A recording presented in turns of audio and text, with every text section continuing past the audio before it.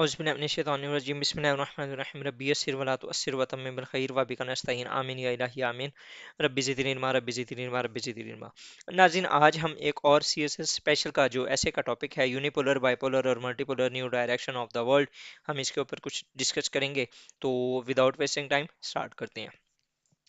ये basically IR का topic था जिसके अंदर यूनिपोलर बाइपोलर और मल्टीपोलर जो है ये ओवरऑल दुनिया के ऊपर जो स्ट्रक्चर्स हैं उनके नाम है। यूनिपोलर में एक मेजर पावर होती है, बाइपोलर के अंदर दो मेजर पावर्स होती हैं जो कि ओवरऑल दुनिया के ऊपर अपनी सुप्रीमेसी के लिए फाइट कर रही होती हैं, और मल्टीपोलर के लिए मल्टीपल पॉइंट्स होते हैं, मतलब कि दो से ज़्यादा होते हैं। तो the global geopolitical landscape has undergone significant transformation over the years, moving through the phases of unipolarity to bipolarity and now showing signs of evolving towards multipolarity. ठीक है, तो ये मेरे इसकी जो है थीसिस स्टेटमेंट है कि ओवरऑल मैं अब तीनों को डिस्कस करूंगा, और एंड के ऊपर मैं new directions of the world की तरफ भी उसके ऊपर ज़्यादा मेरा फोकस होगा। स्टार्टिंग के अंदर मैं यूनिपोलैरिटी बाइपोलैरिटी एंड मल्टीपोलैरिटी इनको जस्ट एक एक या दो दो पॉइंट बता के फिर मैं फर्दर मूव कर जाऊंगा। अब यूनिपोलैरिटी के अंदर अगर आप देखें तो इसके अंदर US hegemony the unipolar moment उसने एंजॉय किया आफ्टर 1991। जैसे ही यूएसएसआर कोलैप्स हुआ, उसके बाद US became the ultimate and sole mon power of the world. उसने फिर उसके बाद दुनिया के अंदर जो जो किया ये आप इसके अंदर लिख सकते हैं। ठीक है, सर्जिंग ग्लोबलाइजेशन, इस इरा के अंदर ग्लोबलाइजेशन बहुत ज़्यादा इंक्रीज हुई। मार्गरेट थेचर और रोनाल्ड रेगन के इरा के बाद से जो ग्लोबलाइजेशन थी, एक दुनिया एज ए ग्लोबल विलेज वो बनी, और जो बॉर्डर क्रॉसिंग हुई और बहुत ज़्यादा मीन के यूरोपियन यूनियन ने बहुत ज़्यादा इस चीज़ से चीज़ें इससे अपनी जो डेवलपमेंट थी वो की with the passage of time globalization से। उसके बाद अगर फॉर फर्दर देखें तो इरा ऑफ सिक्योरिटी अलाइंसेस था। इसके अंदर जो US you you Japan US Japan US south Korea और इस तरह के मल्टीपल जो अलाइंसेस थे वो बने अंडर द यूनिपोलैरिटी। उसके अलावा अगर यूनिपोलैरिटी की बात करें तो इसके अंदर वॉर्स बहुत ज़्यादा हुई हैं, अफगानिस्तान के अंदर, इराक के अंदर, शाम के अंदर। ठीक है, उसके अलावा आप यमन देख लें, लीबिया देख लें, ये सारा जो मिडल ईस्ट था वो तबाह होकर आ गया।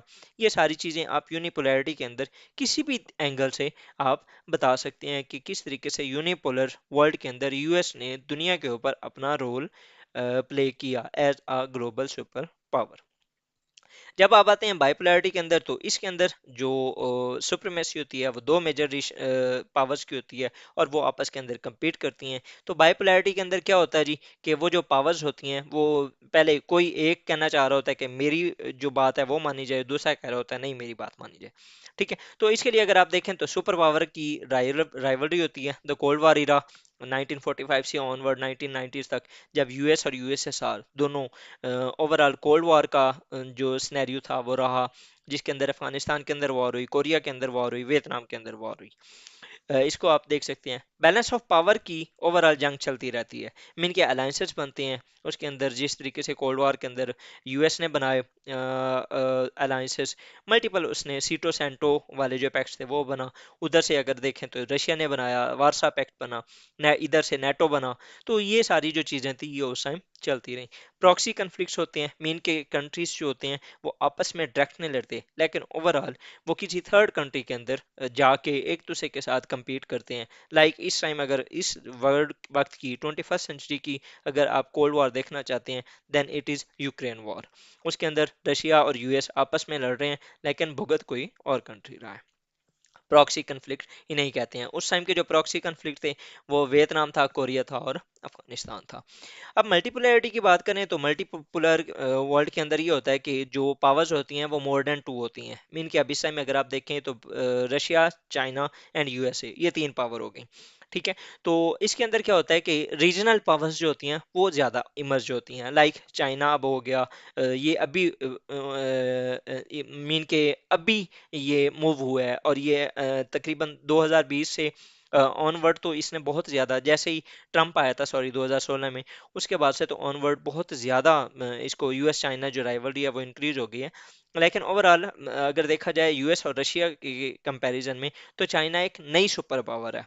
लाइक उसने 1971 के अंदर, 1949 के अंदर तो वो बना था प्रॉपर, और उसके बाद से ऑनवर्ड वो काफ़ी उसको आइसोलेट भी किया गया। लेकिन जैसे ही उसने ग्लोबलाइज वर्ल्ड के अंदर जो है कदम रखा, तो वो अपने आप को अब अनफोल्ड कर रहा है। उसके बाद ये इकोनॉमिक मल्टीपोलैरिटी, इसके अंदर क्या होता है कि मल्टीपल रीजन्स होते हैं। लाइक अब इस टाइम आप देख लें तो ब्रिक्स कंट्रीज, इसके अंदर ब्राज़ील हो गया, इंडिया हो गया, रशिया हो गया, चाइना हो गया, और साउथ अफ्रीका। ठीक है, तो इस तरह के और भी बहुत से हैं, जिस तरीके से एशियन टाइगर्स हो गया, आसियान नेशंस होगी। ये सारे क्या हो रहे हैं, मीन के इकोनॉमिक वर्ल्ड है, मल्टीपोलर वर्ल्ड के अंदर जो इकोनॉमी है वो बूस्ट कर रही है लोगों की, कंट्रीज की, सॉरी। सिक्योरिटी चैलेंजेस ये बढ़ जाते हैं, क्योंकि अगर फॉर एग्जांपल बाइपोलर वर्ल्ड हो तो पता है जी कि दोनों ने आपस में लड़ना है। जबकि जो सिक्योरिटी चैलेंजेस यहाँ पर तीसरी पावर हो जाए, तो अब नहीं आइडिया कि दो एक साइड पे हो सकती हैं, एक साइड पे एक हो सकती है। जिस तरीके से अभी फॉर द टाइम बीइंग किया जा रहा है कि रशिया और चाइना एक साइड पे हैं, और on the other hand US है, और यूएस के साथ बाकी फिर यूरोपियन वर्ल्ड है। तो इस तरीके से इनके जो चैलेंजेस होते हैं वो फाइट के ज़्यादा हो सकते हैं। अब दुनिया के अंदर जो न्यू डायरेक्शंस किस तरीके से हो सकती हैं, कैसे किस साइड पे दुनिया जा रही है, अगर आप उसको देखें तो कॉपरेशन एंड कंपटीशन सर, ये दोनों चल रही हैं। आप देखें कि क्लाइमेट चेंज, कोविड 19, इसके ऊपर कॉपरेशन हुई, overall tech and trade war ये चल रहा है। ठीक है, ये कॉपरेशन हुई और ये कंपटीशन चल रहा है। उसके बाद ये ग्लोबल गवर्नेंस रिफॉर्म्स हो रही हैं।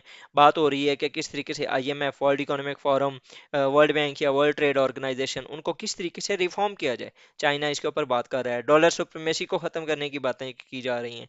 तो इस तरह यूएन को रिफॉर्म करने की कोशिश की जा रही है या बातें हो रही हैं उसके ऊपर। क्लाइमेट चेंज की बात हो रही है कि किस तरीके से दुनिया को, टेम्परेचर को किस तरीके से कम किया जा सकता है। उसके ऊपर सारी जो नेशंस हैं वो एग्रीड हैं। तो एक नई डायरेक्शन बन रही है ना ना, जबकि कोल्ड वॉर के अंदर सिर्फ कंपटीशन था। ठीक है, लेकिन अब यहाँ पर कॉपरेशन भी हो रही है साथ साथ। कम्प्लेक्स सिक्योरिटी इन्वायरमेंट है, बहुत से अलाइंसेस बन रहे हैं, क्वाड बन गया। उसके अलावा एक साइड पे पाकिस्तान, चाइना, रशिया, ये सारे कंट्रीज हैं। दूसरी साइड पे यूएस, इंडिया, और भी बहुत सारे जो क्वाड 1 क्वाड 2 बन रहा है। उधर से आरसीईपी चाइना बना रहा है।